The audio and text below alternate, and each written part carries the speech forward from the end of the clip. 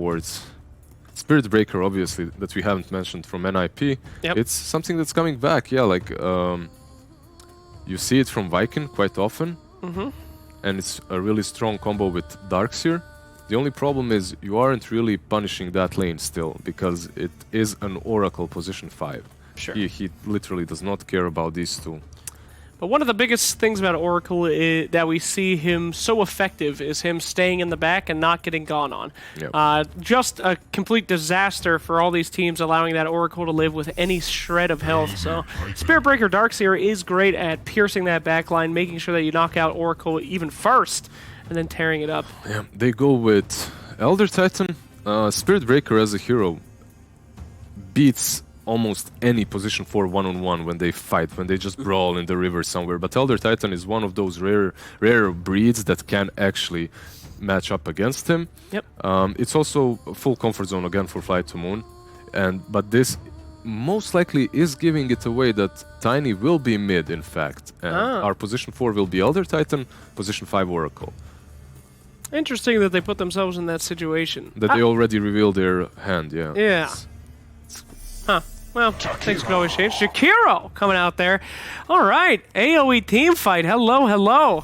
I see in our future many. Look at this. Instantly built-in BKB builder, right? When you see all this AoE team fight, you're thinking, all right, if we have a carry, he needs to build like second item BKB no matter what you are. Yep. However, if you're Jug, if you're Lifestealer, you have that rage to work with. So because of that, this could be pretty solid for them. Yeah, and I do like the Lifestealer over the Jug in this particular matchup as well. Just getting able to have someone that can actually fight that Spirit Breaker early game, and also do some effects like, you know, Darkseer use Surge, you can slow him down, whereas he's just going to run from the Jug probably. So I think that's a pretty great pick. You don't really care on the lane about them. The only thing that I do see from FlyToMoon, yeah, they do have damage, but not nearly as much as NiP. NiP's lineup is a bit more on the scarier side at the moment. Oh, it kind of depends on the Tiny mid matchup as well and how fast he gets to his items, because he can definitely be that extra necessary burst that they need. Yeah, the drafts very much so far are like kind of defensive from FlyToMoon, you know. Let's stop them from running at us or have survivability, whereas NiP is going full in here on aggression.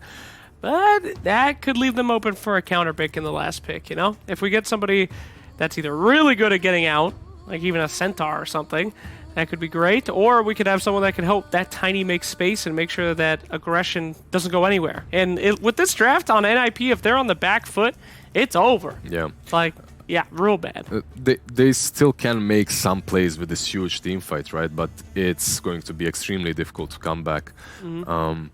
I just don't want FlyToMoon to experiment way too hard with their last pick, because in one of their series they did last pick an Ursa out of nowhere, and it was just horrible. It didn't do anything. So hopefully that will not happen. Yeah, I remember that. Yeah.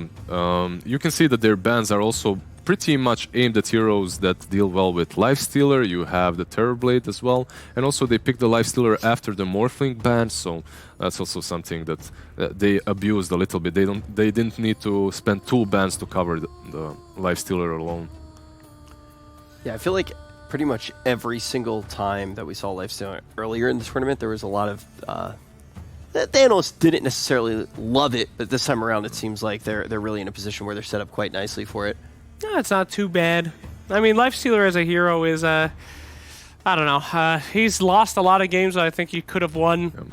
His mechanics are a lot different in Pro Dota than Pub Dota. If you jump into a hero and into somebody at level 6 in a pub game, they're like, what happened?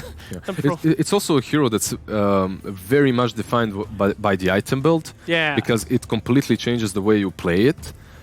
Like just this morning in the Asian Grand Finals, we have seen Lifestealer go for Midas Maelstrom versus a Spectre, and that failed miserably. Sometimes you have to fight early on, and I believe this is one of those games. He needs to come online as soon as possible to join these fights, because he can do a lot early on. So would you want to see a defensive hero here, or kind of to even out their draft a little bit? Do you think they should get something to kind of counteract NiP's aggression, or should they just all in on, all right, let's let them run at us and then we'll be ready? I would get all in. All right. Just another vessel maybe for the Lifestealer, something that gets him into these fights, if the Tiny is mid. Yeah, there's a lot on this Tiny's plate. I forgot about Lifestealer needs someone to deliver him to these fights, too. What's not banned here? Something like a Slardar is not banned, but you don't know your matchup as well. NiP did a really good thing of saving that last pick for their actual carry. And now this Elder Titan also makes more sense when I think about it, because NiP are a Meepo team, and if you mess up your lane a little bit, you side lane the Invoker, side lane the Darkseer, suddenly it opens up space for Meepo, which would crush this trio if not for the Elder Titan. Elder Titan counters it. And Mirana picked up. That's an interesting pick there. I don't really know what to make of that, Lizard. You got a bigger brain than I do, but I mean, stuns are great, but hitting stuns against these kind of heroes is going to be tough stuff. Except for Jakiro, poor little guy. Actually, Mirana is making a small resurgence as well on the offlane right now. It's being picked as a position 3 too, with an early MKB build. Like, it can dish out quite a lot of damage. It completely turns into that semi-carry. Right on the spot, when I'm looking at this, it is also covered, because on the offlane, no matter who's with you, you have that brawler style position 4. Elder Titan most likely will be that. There's also a possibility that Mirana is your true position 4, and Elder Titan is the offlane that farms. Oh boy, there she is. It's like all the way until the end, Spectre remained in the pool. Wow. Not too much of a hidden pick there. Not too much of a hidden pick at all. We've seen a whole bunch of it, but also we're returning after the last series, which had quite a bit of discrepancy. We're returning to much more normal odds.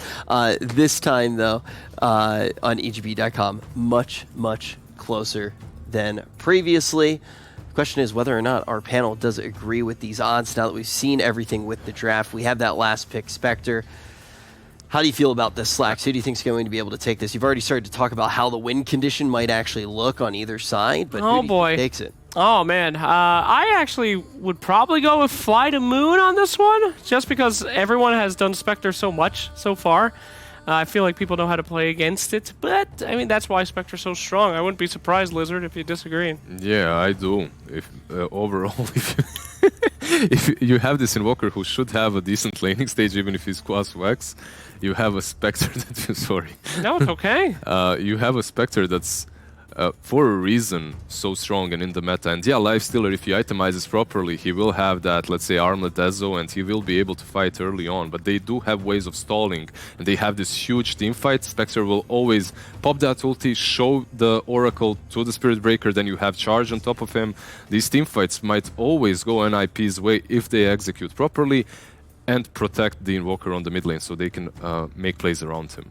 All right, some disagreements between our analysts. But now the question is, how our casters are going to feel as we get this one underway.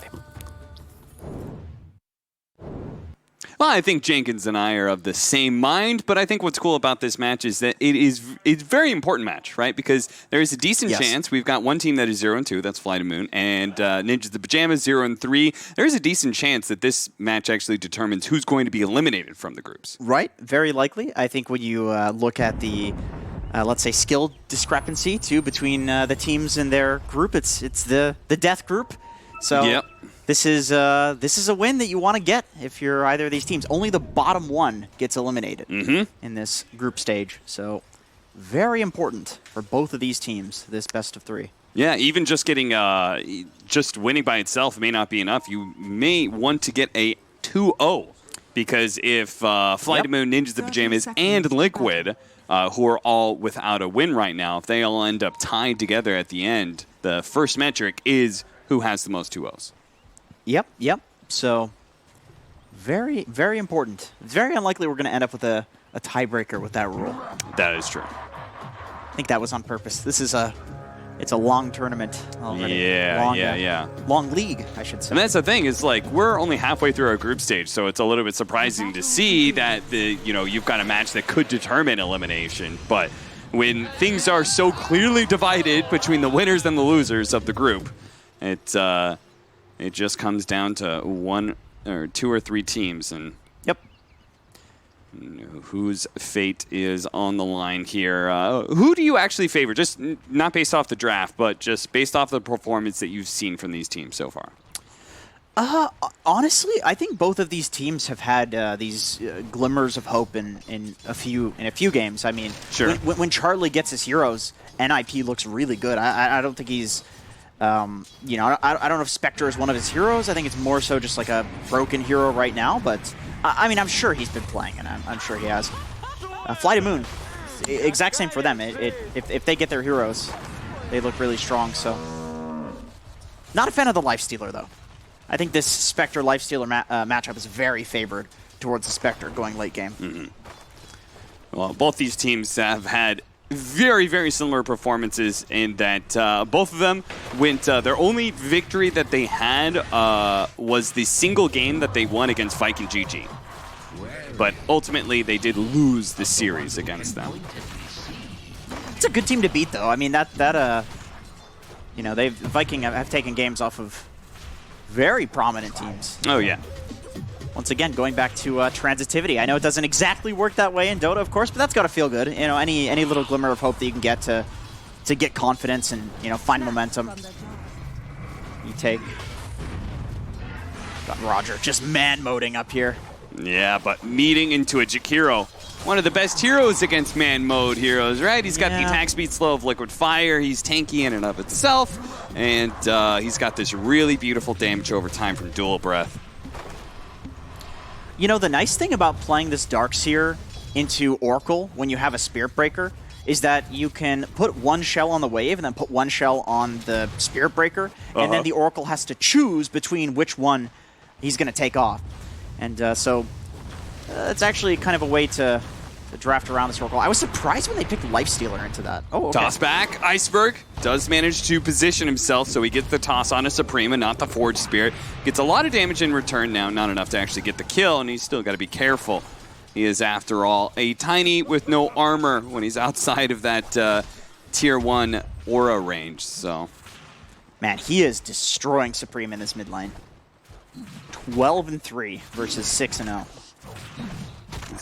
This is not supposed to go this one-sided, right? I mean, I know he's got a clear attack damage advantage over the Invoker, but it's an Exort Invoker with a Forge Spirit out. I feel like that CS should be a lot closer. Oh, Era. Okay. He's fine. Charging out. Oracle spells are on too long of a cooldown. Well, spell, I should say. The Q. But yeah, I think the mid lane, this matchup would determine heavily. It'd be determined by the block. Like I think if Iceberg gets a really nice block to start, which I would assume that he did, given how this is going, then it's hard for Invoker to hit uphill against a Tiny. I mean, borderline impossible to get denies or last hits. Man, already having 1,000 net worth lead just purely off of how much you're out CSing the opponent in all three of your lanes. They may not know the exact number, but they got to be feeling very good about their start here. Yeah, for sure. One thing, too, to consider between this matchup of Spectre and Lifestealer is that there is an Elder Titan with the Lifestealer. Oh, always want to fly. He's able to get away. It's still a difficult lane to play into with the Darkseer combo. It's not as bad because you have the Spirit Breaker, but it's still a purge. It's still a buzzkill. He's still going to stop you from diving and killing. They aren't going to be able to get the kill, though, on Saberlight. Era apparently just didn't have charge to be able to interrupt that aggression from the Lifestealer or something. They were just able to go on him, and that's gonna make things so much worse, that little bit of boosted experience, because if the Oracle gets to level 3, then like that's when the lane really starts getting hard. Yeah, Oracle level 3 is one of the most difficult things to play against right now as an offlaner. It's so much damage. It's like 400 damage. At level 3, that's... I mean, look at Oracle's HP. 680. Yep. You're doing 2/3 of somebody's HP in damage. It's really nuts. And what do you think about this core Mirana? Blizzard said he'd been seeing it a little bit here and there. I've seen it maybe once. I've not been that inspired by what I saw. I think it's decent. I mean, it depends on the game, and it's also definitely player preference. If you can hit arrows, it's really good. If you're a super high-skilled player like that, good with Meteor Hammer, good with Yules, popular items right now. Yeah, that was what I saw was the Yules build, where you kind of set yourself up to be able to get arrows. Yeah, if you go Yule's Meteor Hammer, you can Yule's arrow, and then off the arrow you can Meteor Hammer, which is pretty cool. That's an awful lot of mana regen build, too. Jeez. Yep, yep. Does have the crown, so possibly building into drums or veil or something like that. I mean, I feel like any of the early game stat items are good on Mirana. She does magic damage. She's also a right clicker. Charlie, nice little sidestep there. Roger copied a lot of damage on his way out. 41 and 11 though. Jesus, this Lifestealer is killing it. Yeah, yeah. Oh, Saberlight. And killing it, he really is. He might be able to get the kill on a Saberlight. Always Want to Fly is also in danger, but they will manage to kill the core. Oh, now he disarms up the Spirit Breaker. The Spirit Breaker, nicely played by VP.Prodigy. He gets in front of Era and just plants his body in place, saving his support. What a homie. So the Lifestealer against Darkseer, it's one of these matchups where you're always going to be fine as a Lifestealer. You just hit creeps, so you regen for the Ion Shell damage. You just kill the Ion Shell. But then Darkseer can just surge people away. But with the Oracle to cancel the surge, well, it definitely, I mean, as we can see, it's definitely shifting the balance in that matchup. I'm sorry, Jenkins, but they've died twice now in this lane. Like, why aren't they just cutting? Cutting is quite difficult, I would say, against the Oracle. Yeah. Who do you shell? It's like Oracle does a lot of damage while you're cutting. Like, you're going to die a lot cutting. Either way, you're going to die. And I do feel like cutting probably, they'll go back, and if they watch this replay and watch this lane, they're going to say, we probably should have cut. But I think we would still see a lot of deaths happening. It's just they'd be getting more farm. Just one of those situations where this matchup would be drastically different patches ago, where you could actually cut really deep. At the tier, yeah, you cut at the tier 3. That was always the counter to Oracle. Yeah, nowadays you can only cut right behind the tier 1 tower in that pull area that is typically used, which is perfect for Oracle to be able to play underneath the tower while simultaneously threatening you. Iceberg's going to be able to come in with Haste Rune here, as they just got the Jakiro kill, and now might be able to get Charlie as well with a nice toss back there. General, he's got to get away from Era. Looks like the Sunstrike was coming in, but it certainly was going to miss. Just as Iceberg is going to miss out on this kill he was hoping to get with the rotation like that. Oh, Iceberg's still there. Yeah, damn. He doesn't want to leave. Iceberg is determined to get this, and yet he will not. Man, he must have been watching Thompson play Tiny. This is what Thompson does. He just leaves the lane and never goes back. Well, he does eventually go back, so maybe he didn't learn enough from Thompson. Yeah, maybe. You know, he's laning against an Invoker. It's a pretty easy lane for him. Yeah. Somebody's got to push it out anyway. I'm a little bit disappointed. And we didn't see the Invis into charge. You can get the invisible charge on somebody. Yeah, that's a nice one. Granted, they did have a ward on that rune, so it's not like it would have really been a surprise to anybody. Sometimes you see people like standing there on the invis, holding and waiting to see if there's a charge target, but I think he was probably worried Iceberg was going to walk up and take it. He was rotating back to the mid lane. That's true. 3-0, 3,000 net worth lead for FlyToMoon. I just want to call them Hellraisers because of Roger. Roger, who is going to give away the first death. First kill of the game for Ninjas in Pajamas as they go for a trial lane, trying to protect the Spectre's farm a bit more. I think this makes sense. The bot lane's losing anyway. Just send Darkseer to the jungle, tri lane, you get a couple kills up here. I do like that Iceberg is trying to respond to that aggression though by just placing himself up there as the mid laner. If you can kill the tri lane, the game just ends, but they're not giving it to him. They're sniffing it out. Too bad that Oracle didn't place that ward a bit deeper, and he would have seen that there was a hard camp stack being farmed by the Darkseer. And even if he didn't want to interrupt it, just soaking the experience would have been pretty value there. Yeah, I mean, this Darkseer needs the levels at this point. That lane went pretty horrendously. Look at this lifesteal, man. Doubling the Darkseer's net worth. I just watched Darkseer's net worth go from 2,600 to 2,500. he like used the mango, I think. All right, Era. Ooh, Jesus. Getting a little lucky there on the bashes. The 10-minute bounty rune is coming up, and apparently neither one of them are going to try and fight over. A little odd, a little curious. Saberlight Full on Fortune's End. The Lifestealer's going to catch up to him here. He tries to vacuum away and TP out. It's going to be a close call, but he is stopped by Iceberg with the Avalanche, who now looks at Era, but no longer having a combo. It's not worth trying to bang up on a strength support.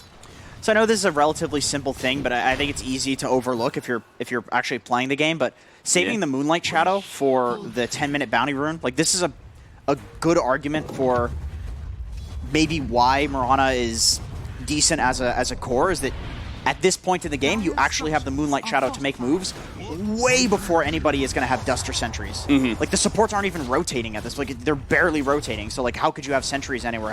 How could you have Dust? It's not like, 20, 30 minutes into the game, we're going to have them plastered everywhere. At this point, you really don't have much to deal with the Moonlight Shadow, which is very annoying when the bounty runes are spawning.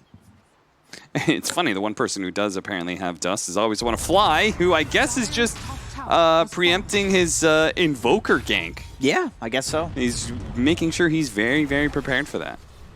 And see, that's the thing, is now you can see that the Spirit Breaker has Dust, but it's like, if it, Yeah. we're talking like 8, 9 minutes into the game, you don't always have the gold for that. Yeah, absolutely. Or the wherewithal. Like, it's just, you don't expect a Mirana to be so high level, but it's a core. Yeah, everybody forgets about it until that first use. Free bounties. 3 bounties and a big push. A push that I'm a little bit surprised we're not going to see that play where you because you took the enemy safe lane tower so early, you're going to try and defend your own. But it looks like they put a priority in taking the enemy mid tower as the trade-off instead. And Ninjas the Pajamas certainly don't want to give that one up for free. The charge is coming through. Supreme is here to try and push them back. They're going to be able to catch up to Era? No. No, they're not.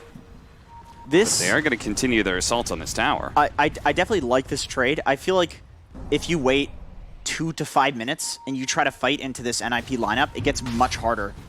Like, the heroes are just kind of... Oh. V2 does come in, wraps behind the tier 1 tower, puts a little pressure on that Invoker. There's that Dust we were talking about, and he is going to be able to get the Fortune's End, but a beautiful wall combo there with the Meteor that came in.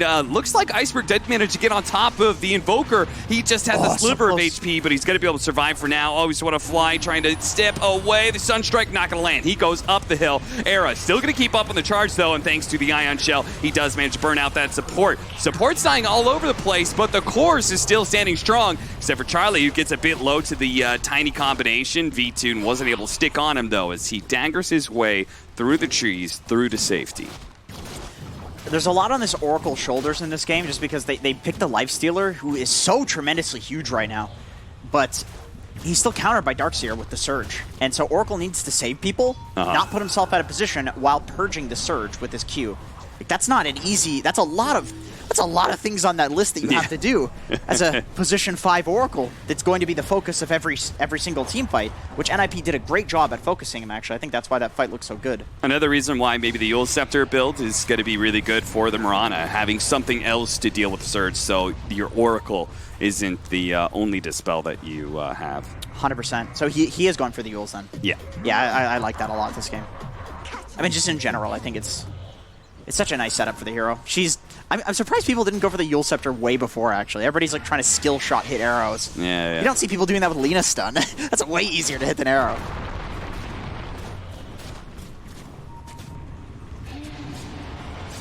Roger, bit out of position here, I think, and that's just going to be a combo that brings him down 100-0. V-Tune, he'll stay on this front line. The problem is his damage isn't quite threatening anybody from Ninjas the Pajamas. They keep on kiting around him, and now with another wall combo out, they're going to be able to finally force FlyToMoon away from their Tier 1 tower. They will not be broken. Not yet, anyway. Man, NiP is cashing in on this mid lane defense here. And this is kind of what I was referring to, and why, if you're FlyToMoon, you're hoping that you make that trade. Because these heroes are just incredibly hard to fight into in an enclosed space like the mid lane. It's like, they can't really bring the fight to you too much. Spiritbreaker kind of can. But fighting into like a meatball, into vacuum wall, and Jakiro Ice Path, like, you don't want to play into these things, you know? You want them to play into you, and then you kill them because they have to position their things on the ground, and you're just dodging them. But if you're running into their tower, well, there's only one place to put it, right in front of the tower. Okay, they're going to go for a smoke. They're going to try to go at this a different angle. So Nice combo here with the Fortune Send. Just that extra bit of damage to make sure that Supreme does die to the combination coming out from the Tiny. With that Invoker dead, FlyToMoon feeling confident that they can now swarm in around this tier 1 tower. Ninja the Pajamas will no longer be able to defend it. I like that smoke play a lot more than just kind of face running into it. I think they probably felt like, because their laning stage was so good, they could do it. And I definitely don't disagree. Like, that was my instinct in the game too, but obviously that was proven very wrong. So the smoke makes a lot of sense. I also think it caught NiP off guard, right? Because they were like, oh, I mean, we did it. We defended our tower. They're not going to go back and do it There's again. There's no way. Not a third time. Yeah. But third time is indeed the charm for FlyToMoon. I've heard that. With a 3K net worth lead as well. At 15 minutes, which is a multiple of 3. That is true. Excellent analysis. Thank you for that, Jenkins. You're always. I'm really teeing you up for some good hits here. Yeah. All right, there's so much pressure. Yeah, just charge through everybody, and they're going to go straight for the Oracle. Look at him. He just dies instantly as Charlie on the Spectre popped that ultimate, and with the help of Era, they were able to just double team and kill the Oracle. He immediately buys back, though, seeing a lot of his allies needing some assistance here. TP's back in, and Ninja the Pajamas are going to try and retreat here. The arrows are going to catch the Spirit Breaker. Doesn't look like he lined it up correctly. That's a hard arrow to hit. Yeah. I like that they're playing into the triangle like this. You know, just making sure that because they're against the Spectre and they have this Lifestealer going for an early game build, that they're keeping pressure on the absolute hardest place to, pressure into on the map, typically. The easiest place for the enemy team to farm.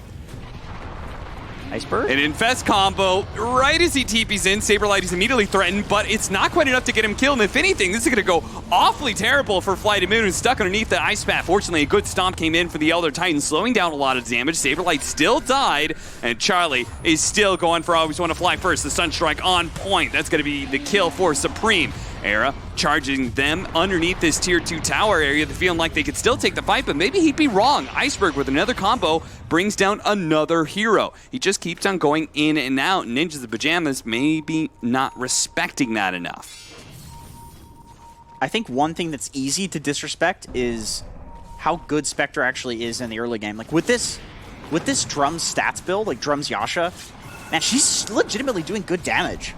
Yeah. As a hero that's not really supposed to do that. That's just new Spectre. The Radiance build is pretty much dead because this is just so much better. You can actually fight, and then you have this ridiculous carry in the late game.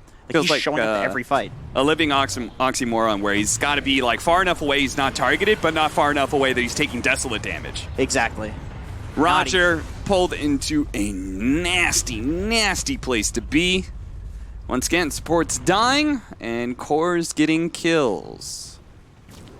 Yeah, they're just kind of ignoring the FlyToMoon cores and killing the poor Oracle and Elder Titan. I understand why. There's so much of the team fight. They're so important to have FlyToMoon win the game. And oftentimes they don't have enough lock. They're like, Iceberg super tanky. VTune, out of the question. He's just kind of always able to sit there in the front lines. As he is mega tanked up with that Heaven's Halberd armlet build. And then Mirana, they don't really have enough lockdown to deal with her just yet. Yeah, they're just kind of ignoring them, though. Yeah. And they're not doing that much, so. Chasing General now. Forces some leaps out of him. And look at that. He's actually going to TP down to bottom lanes. They saw a couple of heroes, and they said, okay, let's just go ahead and run at this tier 1 tower. I don't think you... I think if you're NiP, yeah, they don't seem interested in defending it. Oh, maybe they are. Okay, they're TPing everybody in. They want to take the opportunity to fight. They have everything they could want, right? They've got Vacuum Wall, and they've got Spectrals. This is true. It's just this is a relatively meaningless tier 1. Although it does give access into the triangle, which I think in this game is pretty important. Because you probably lose the late game if you're FlyToMoon. Arrow. Ooh, almost caught Misha there. Iceberg, though, found an opening onto Era, and VTune, he's just going to push forward, trying to grab Ninja the Pajamas and force a reaction out of him. And that reaction is going to be a wall that's laid out behind the tier 1 tower, so FlyToMoon are kind of free. They're not really scared of Ninja's Pajamas any longer with those spells on cooldown, and they'll even catch an extra hero. Iceberg he's doing a really good job of continually finding these heroes when they're isolated. Yeah, he is not letting these like casual defenses happen at all. He's like, no, you're fighting me. This is a team fight right now, or you're just dead. Like, the way that NiP wants to play this, and I think the reason they TP bot is not necessarily because they wanted to fight. It was more so like, let's chip at them, and then if it looks good, we'll fight. And then we'll just delay for our Spectre, and Iceberg is not having any of that. Oh, he sees Roger. There's no way it's just Roger there. Yeah. Elder Titans don't just walk into Vision casually. And VTune, same thing, same as Iceberg. He is always there on the front lines. They do manage to get that vacuum back in, but they're falling so rapidly here as VTune is just chewing through everybody here. The Earth Splitter pulling Charlie back in, doing a decent amount of damage, but now with the Rage gone, maybe they can burn out VTune. Maybe they can actually bring him down underneath this ice wall. Iceberg coming in, intercepts, goes for Charlie, and can he get the kill? He does. Always want to fly, gets him with the Purifying Flames to seal him off, trying to save this Tiny, but no, the pure damage comes in for the Sunstrike. Still though, a nice stop there from Roger, leaving Nisha all alone, allowing VTune to close that gap out. A Supreme Deafening Blast pushing back the heroes, but he still dies as they stick onto him. Era will manage to charge all the way through everybody. But the Fortune's End, it's going to follow him, and they've got the TP in from the Mirana.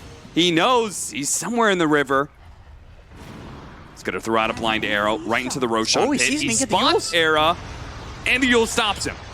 But can he stop the charge that's about to come out? And that's what Era does. He charges, hits the creep wave, can run into the trees. This is feeling like it's just going to be too much for the Mirana. Yeah, we call that space. Yeah. Man, I really do like how FlyToMoon are playing this, though. The Lifestealer, he's literally just harassing people behind the tier 2 alone. Yeah. He's just walking in and hitting them and challenging them to a fight. And then Iceberg is just jumping in and popping somebody every time he has his combo up. I think this is exactly how they need to play. Once again, against the late game, against the team fight of NiP. I don't think they win this unless they play like this with the itemization that they have. Yeah, and you can't simply just ignore it, right? Because otherwise you're going to lose tier 2, you lose the outpost, that's a lot of map control. So you do want to defend. I mean, right now you're incentivized, not just because of the outpost, but also because of the buffs that happen to the tower auras, right? Isn't, like, tier 2 tower, isn't it like 5 armor or something? I think it's like 3 armor, 3 regen, and then tier 1s are 3 armor and 1 regen, I'm pretty sure. Something like that. Maybe it's been changed, maybe I'm wrong. But yeah, no, you're right. There's a huge incentive to defend these towers. Like, outpost in this game is going to be so important because FlyToMoon, they're playing in the enemy triangle already. They already have access to this. So what happens if you take the outpost in the enemy jungle and you're playing in their triangle? Where do they farm? If they go to their jungle, you TP outpost, you kill them. If they go to their triangle, well, you're there. How are they going to get behind you as well? How are they going to get into your jungle? It's your jungle. You TP there, you murder them. There's nowhere to farm. Yeah. At that point in time, Ninjas the Pajamas have to do those kind of like weird guerrilla tactics where they have to sneak by areas of vision, and it never feels good. It's always rough. It's desperation farm at that point in time. You don't really feel like you own the map. What you are is a thief, where you're sneaking into the enemy space and kind of like grabbing what you can. Oh, give me this, give me that, and then you slink away into the night. Yeah. Sometimes it feels like you're like a Skyrim thief, though, where you're not really that stealthy. It's not too subtle. Halt, thief! Got him with the Ice Path Macro Pyre. Iceberg is going to be bailed out by the Oracle, though. Speaking of that Oracle, look where Charlie goes. He haunts, immediately tries to jump him, but he got caught by his stun and had to jump to a different illusion, and now he's got to dagger his way back into the base, though. Still, really good job by Ninja the Pajamas to be able to pull out here, not lose any of their cores. Still, oh, that's a strike! Supreme! Nice. Got him again. Dude, there was a lot of heroes there, too. There's a pretty big chance that just hits 2 people and then it doesn't kill them. That was a nice Sunstrike. Dude, Invoker players, sometimes they've got it, you know? They just read the enemies. Supreme is so good at this hero, though. It's so fun to watch him play this. He's almost got his BKB as Midas is doing his work. He is having to carry the game right now because the Spectre is still behind all of the Radiant cores in net worth. Once again, this just goes back to how FlyToMoon are playing this. They are so overly aggressive that if they were losing, it would look stupid what they're doing. But they have to do this. They're up against a brick wall, and you know. Yeah, I mean, they were doing all of that without ever thinking about Roshan. They were like, no, we go for hero kills right now. They're finally going to pull back and try and do Rosh. Something that Ninjas the Pajamas may try and poke at here, but this is also potential for Iceberg to be able to jump out and just get free kills if they're not careful. They're going to jump forward right as Roshan's about to die, but fortunately Lifestealer, he is a reaction to that tornado. Now the jump forward with an avalanche. Misha's going to be slowed down and probably killed here as the clumsy net ensures his fate. Man, that ET aura is so noticeable when Roger stands on somebody and they get hit once by Iceberg. They just melt. I think it's the physical one if you're standing on them. It's the magical one on the astral. Yeah, on the spirit. Yes. That's how it is. Correct. Fog could tell you. I'm not a big ET player myself. Well, I could tell you. Yeah. I just confirmed it for you. Okay, you play ET? You know, you're an offlane player. It's not really an offlane hero. No, but I read mechanics a lot just to make sure I'm up on the game. Yeah, that's fair. Should do that. But I just remember thinking it made sense because the physical should probably do the minus armor because you're going to be punching people. It wouldn't make a whole lot of sense. The spirit's doing magic damage, so you wanted to do the minus magic That does armor. make sense, yeah, that does make sense. Didn't Earth Splitter, didn't it used to do 50% of its damage in magic, 50% in physical? Isn't it still that way?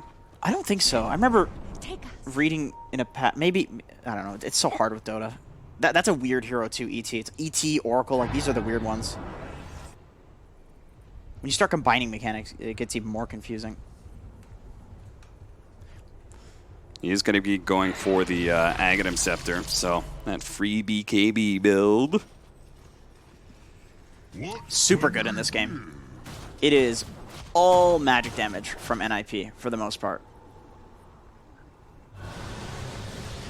Question is, are they going to be able to siege high ground? It's so dangerous against the Darkseer Jakiro combo. Yeah, I mean, they do have a Lifestealer, though. That does make it easier. I mean, no doubt. Rage Siege. And, of course, they use the glyph, so he just backs out. Doesn't, you know, no point in sitting there and hitting it. Yes, Earth Splitter is still half and half. Oh, okay. Yeah, it's a kind of re-emerging hero, this ET hero. Good to know that. Arrow going out actually does nail Saberlight here. They see the opportunity for an Earth Splitter to finish him off. He's going to buy back now underneath the Macropie. They're going to try and make sure the FlyToMoon doesn't actually get away. That's going to be V-Tune losing his Aegis. Can they continue the fight around this? Nice stomp. Leads into an arrow onto the support. Era going to be in a bit of trouble here. Can he get the charge away? He's going to pop his ultimate onto V-Tune. V-Tune is going to be able to quickly shake that off and run away before his rage runs out and he can be kited again. That's the big thing. He's just got to be careful being kited around during his rage. Man, that Halberd status resistance absolutely paying dividends in that fight. Otherwise, that Spirit Breaker stuns him into the Sunstrike, and maybe he dies. And I think if he dies here, you can turn this. Yeah, it's kind of an insane item for a multitude of reasons. Pull back, vacuum into the Ice Bat, but they actually missed that one. And Iceberg off of that stomp is going to go for the kill on a Saberlight. That would be a dieback, and the Infest pop out does manage to finish him. 70 seconds, no fifth member for Ninjas in Pajamas. They're going to have to hold without him here in a 4 versus 5. Charlie taking a lot of damage right now. V-Tune backs it up as his rage was about to expire. He's doing a good job of making sure he doesn't overextend himself and keeps playing entirely around that magic immunity option that he has. And Clumsy Net is so nice on Lifestealer too. I'm just seeing him use it in these fights and while he's raged, and there's just no negative effect to it. It doesn't net him. He's got magic immunity. Yule Scepter Arrow does force Charlie to use the Manta. He didn't want to be stunned up right next to a Lifestealer like that. Once again, rage about to wear out, V-Tune backs off. And as soon as it's about to come up, he goes back into the base and continues his assault. This is just a merciless and well-crafted siege right now by FlyToMoon. Can Ninjas in Pajamas find a hole anywhere in this, though? V-Tune takes a little bit too much physical damage here and does infest to get the full heal up. He's not going to pop out just yet. Look at Era, though. He's positioning himself to find the entrance into the side to push V-Tune into the base to be able to get the Ice Pat Deafening Blast with the meatball on top. Iceberg, though, he sees his opportunity and lays Supreme down into his grave. Charlie caught with the Yule Scepter Arrow combination. FlyToMoon in their attempt to push it. Oh, what a vacuum into the Ice Path. What a beautiful wall combination. The Illusions are going ham right now, and FlyToMoon on full retreat. Ninjas in Pajamas on pursuit right now. They have to be able to make FlyToMoon pay for being able to take that melee barracks, and they will. V-Tune goes down. Always Want to Fly is dead as well. That's 4 down. Ninjas in Pajamas, they will be feeling the hurt of losing their melee barracks for the rest of this game, but they got something back for it. Man, what a vac wall. That is the dream. That is the dream for an offlane Darks here. So, a big thing there is that the Lifestealer was constantly using the Infest to get out, and when he comes in, uses the Rage and doesn't have the Infest, he can't get out. And I was thinking the whole time, okay, Oracle has his ulti. Like they're waiting for the Oracle ulti. But when the Oracle gets hit by the Vac Wall too, yeah, then we've got some problems. Big problems. And while FlyToMoon are still up, dude, Iceberg's dead. He's dead. Yeah. There's no way he's getting out of this one. With a charge on him, when you're trying to juke into the trees, it's terrible when they actually have vision of you. Because you're thinking like, I'm going to be out of vision, I'm cutting through all these corners, when the reality is they're just sitting there right-clicking you the entire time. Right. This hero just nullifies juking as a concept. Yeah. And I like this. Ninjas in Pajamas, they see that this is their opportunity to be able to come back into the game. They cannot afford to just be like, okay, good, let's take a breather. They say 40 seconds with Iceberg down? There's no way FlyToMoon can fight us right now. Let's smoke up and let's run at them. And run straight into V2, and they do. And because they do have some disables that go through Rage, V2 has to be a little bit careful here. He still has the Oracle behind him, though, of course, so he feels somewhat confident, showing himself, breaking smokes. Just another example of how good the status resistance is on Lifestealer against this Spirit Breaker. Yeah. The thing is, like, maybe they don't kill him there, maybe they do, but it's more so that before people were going status resistant, before it was a thing, you would stun him with a couple of BKB piercing stuns, and his rage is over. And that with the Halberd, that's just not the case anymore. He has that 2 seconds left of rage to walk out of the fight. So that's always very annoying to deal with. They're going to need some sort of Hex or Abyssal, which I do believe they're going on Spectre, so he should have that fairly soon. So while Ninja the Pajamas, they were hoping for more out of that smoke gank. They are eventually going to have to return just to their triangle, try and finish up this Scotty for Charlie. Scotty is actually a really good item against the Lifestealer now. With the, obviously the slow has always been great. It has been buffed, as well as the HP regen reduction and the lifesteal reduction. It makes it so that you can trade with him. I mean, literally, it's in the name, Lifestealer. I mean, yeah.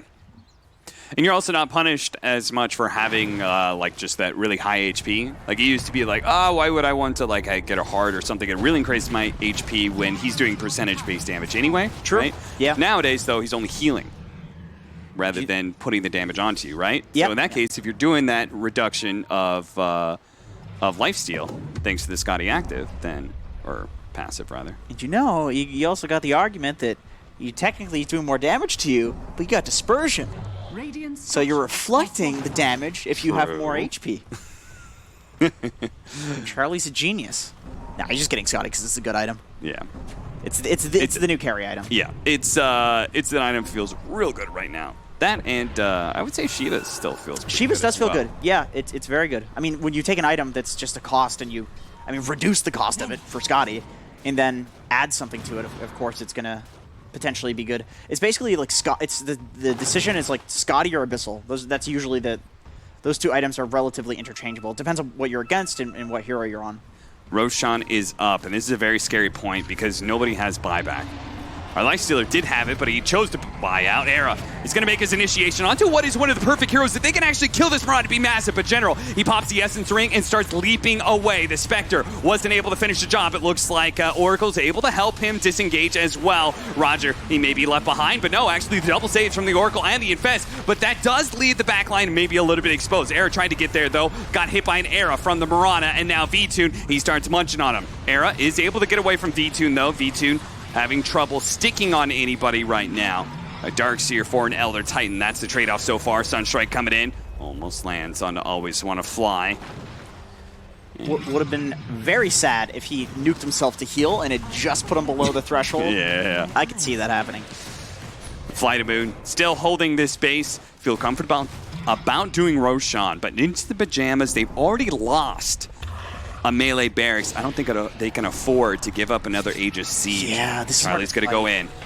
Leading the charge there, spots the Oracle. They really want to kill him, and that's where Era's going to follow that up. They manage to get the charge in, follow up. Charlie gets on top of that Oracle, and they're just dead. Meanwhile, though, they manage to get on top of Supreme on the other side of things. So both teams win for the enemy backline, but I think that Supreme is probably a little bit more important than always want to fly in this. Charlie, he's going to have to carry through this by himself, but he's surrounded all 3 angles. Charge coming in from Era. He's like, please stop it. Stop hurting my Spectre. Leave her alone already. Charlie, he managed to get down to the river. General, hoping, okay, Nate.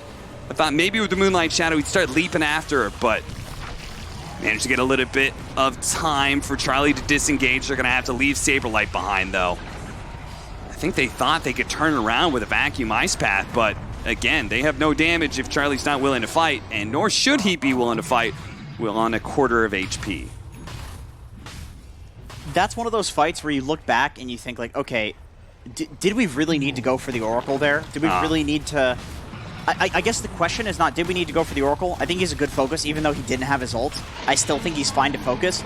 But should we have split up our team to go for the Oracle? Mm-hmm. And I think generally the answer to that is no. If you watch Team Secret play, in OG, like both of these teams are so strong because they always protect their backlines. Yeah. They will always favor protecting their backlines over going for more kills. Almost always. So one thing they could have done right is been a little bit more patient and done the full wrap into the triangle. Exactly. Right? If Invoker's sitting on that high ground, less likely that they're going to find that initiation from V-Tune. Right, but you have that common Roshan anxiety where it's exactly what you said. Gotta go, gotta go, You gotta have go. to go because if you lose this Rosh, the game is over. We've already lost to Rax. If we lose this Rosh, we are up against giants. You know, like how do you fight a giant? Well, you need giant slayers, and that's what Charlie, he's trying to do right now, and he's proven that he does have some damage to be able to take down V-Tune. They're going to be able to pull away that Aegis, and Always Want to Fly is forced to use the ultimate onto himself. Now looking at Roger, but the Stomp is going to be able to scare Charlie away. Back over to V-Tune. V-Tune jumping in, actually has to infest and pop back out,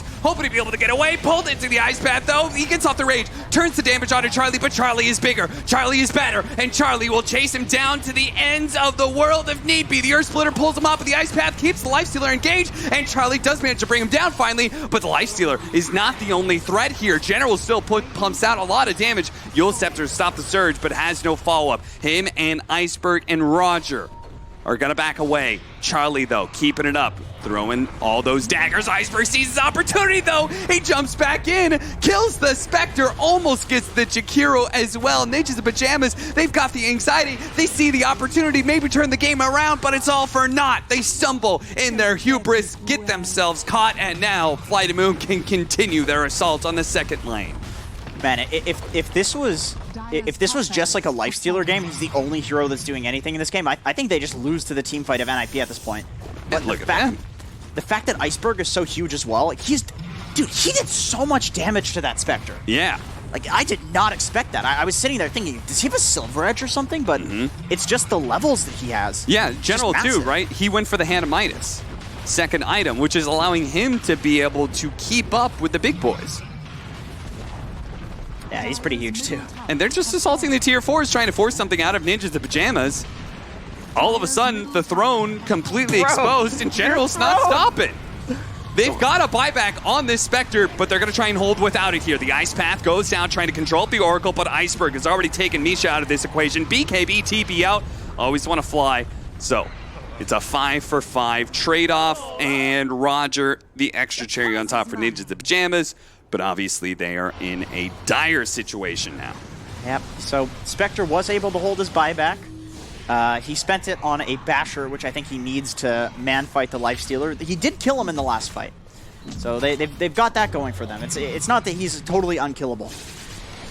But, man, it's looking tough. They're going to need to win like 2 or 3 team fights if they want to win this game, at the very least.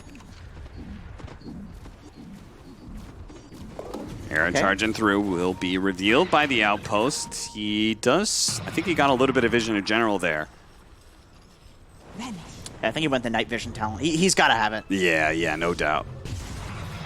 Era, in his haste to try and force a team fight around, is going to find himself quickly eliminated. V-Tune takes him out. Can V-Tune get away, though? Always Want to Fly certainly can. He's going to be caught up in the tornado. No rage up for another 8 seconds. Still at the Minotaur Horn. Infest inside Iceberg. Iceberg makes the quick blink away. And to safety they go. Quick extraction, well played by FlyToMoon. I gotta say, FlyToMoon is clearly very comfortable playing with this Lifestealer hero. Like, multiple times they've had either General or Iceberg ready to take him out with the Infest when it looks like really bad for him. Yeah. He's about to die, and he just get so many times we've seen him escape with Infest. This is actually an ability that I think is relatively underutilized. Remember there was the patch for a while where people were doing Lifestealer, building Vlads, and just literally sitting inside of somebody? Yeah. Like, it still gives good HP, it gives move speed, it heals the Lifestealer, it gives him an escape, but I think a lot of people just don't use it that much. Like, they really just use it for kind of convenience sake in the lane to, like, heal or something, but they don't do this. This is making Lifestealer look like a really good hero. Yeah, Ninjas of Pajamas, they don't really have enough control or enough burst to bring the Lifestealer down. He seems to always be able to have an option of getting off Rage and Infest. The Minotaur Horn definitely reset the fight. It definitely helps as well. Oh, Iceberg, he tried. Oh, and he's gonna get it now. Anyway. Charlie willingly embraces that and is gonna find himself dead with no buyback. So despite that failed initiation, Charlie gave him a second chance at it, and that second chance went incredibly well. And now with no Spectre, well, they were all in on that hero, so this fight is very, very much over. Unless Supreme, he can perform some sort of God mode plays here. Tries to pump out some damage on Iceberg. You can see it's pitiful. Meteor does hardly anything. Meanwhile, VTune casually 3-shots him. And that's it. GG is called. FlyToMoon, I'll take game number 1 of this series. It's a little bit unfortunate to lose a game like that. You know, walking in